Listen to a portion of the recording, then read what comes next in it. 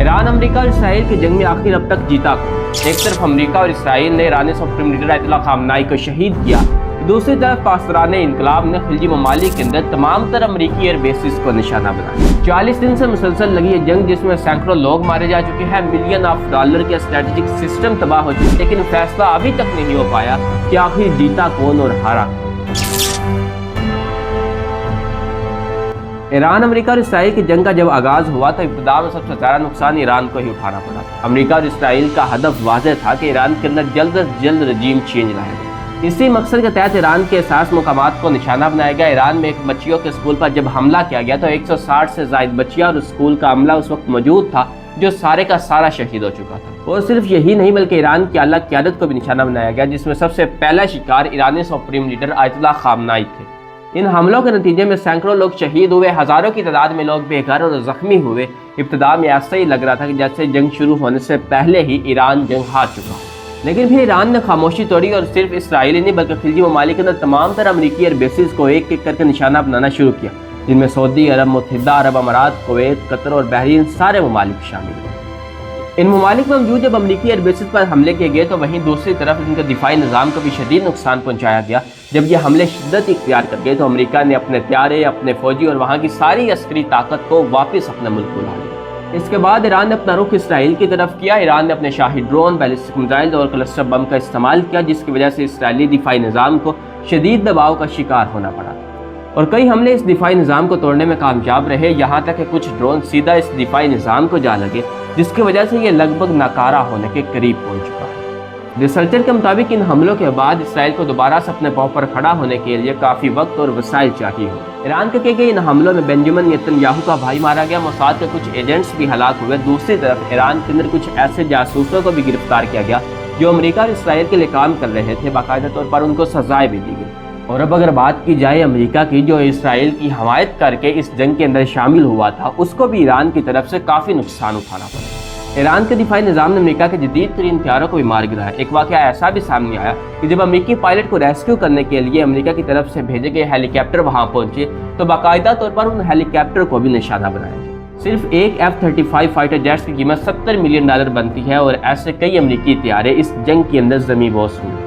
लेकिन असल नुकसान सिर्फ यही नहीं बल्कि इसके साथ खिलजी ममालिक के अंदर जितनी भी अमरीकी एयर बेसिस थी वो सारी की सारी इस वक्त नाकारा हो चुकी है। वो एयर बेसिस जो अमेरिका की ताकत की इलामत थे वो आज सारे के सारे गैर मौसर हो चुके हैं। और सफारती तौर पर भी अमेरिका और इसराइल दोनों ममालिक को ही अच्छा खासा नुकसान है। खिलजी ममालिक अमेरिका के ताल्लुकात की वजह से मुतासर हुए, जबकि यूरोपीय यूनियन और नेटो अमेरिका की पॉलिसियों की वजह से नाखुश दिखाई दे रहे हैं। सबसे अहम सवाल, इतना ज़्यादा नुकसान होने के बावजूद भी अमेरिका अपने मकसद में कामयाब हुआ या फिर नहीं? अमेरिका और इसराइल जिन्होंने बाकायदा तौर पर इस जंग का आगाज़ ही रजीम चेंज के मंसूबे से किया था, क्या वो दोनों ममालिक इस मकसद में कामयाब हुए हैं या फिर नहीं? तो इसका जवाब यही है कि जो मकसद अमेरिका और इसराइल का था वो ना सिर्फ नाकाम हुआ बल्कि उल्टा उन्हीं पर भारी पड़ गया। अमेरिका जो ये सोच के बैठा था कि जंग के पहले दिनों में ईरान में रजीम चेंज का मंसूबा कामयाब हो जाएगा, लेकिन ऐसा तो हुआ नहीं बल्कि अमेरिका को ही अपनी पोजीशन से पीछे हटना पड़ा। यहाँ तक कि वो डोनाल्ड ट्रंप जो ईरानी पासदारान इनकलाब में रजीम चेंज लाने का सोच रहा था, अब वो उसके अपने मुल्क में ही उसके अपने इत्तेहादी ही डोनाल्ड ट्रंप को उसके ओहदे से उतारने का सोच रहे। 40 दिन के बाद अब ये जंग मुज़ाकरात की तरफ बढ़ी और वो डोनाल्ड ट्रंप जो पहले कोई बात मानने के लिए तैयार नहीं था, वो अब बाकायदा तौर पर ईरान के 10 निकाती एजेंडे को भी तस्लीम कर चुका है।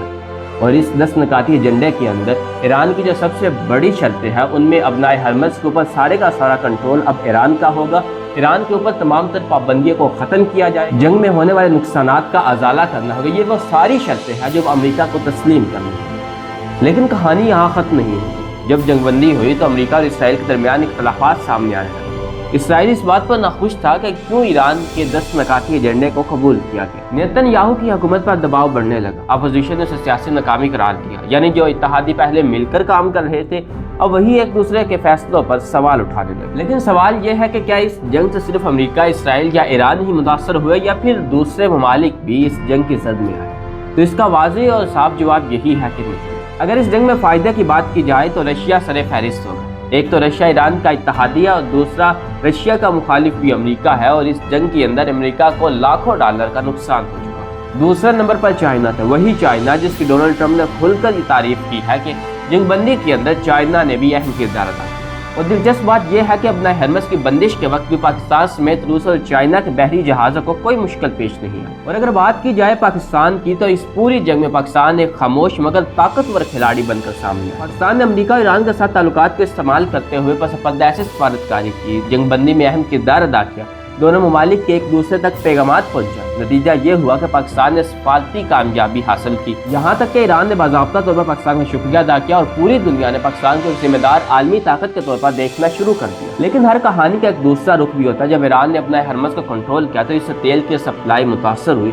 इससे अमेरिका और इसराइल को नुकसान नहीं हुआ, बल्कि पूरी दुनिया इस जंग की जद में आ गई। तेल की कीमतें आसमान पर पहुंचने लगी और आलमी मंडी में महंगाई का एक तूफान बर्पा हो चुका है। यानी अब ये जंग सिर्फ मैदान तक ही महदूद नहीं थी, बल्कि हर घर तक पहुंच चुकी। आखिर में 40 दिनों की लगी जंग का अगर खुलासा निकाला जाए और किसी एक को जीत देनी हो, तो पहले दिनों के फातिह अमेरिका और इसराइल है। लेकिन अगर अंजाम देखा जाए तो ईरान ने अपने मुतालबात मनवाए, अपना हरमस पर कंट्रोल हासिल किया और आलमी सतह के ऊपर अपनी ताकत का लोहा भी मनवाया।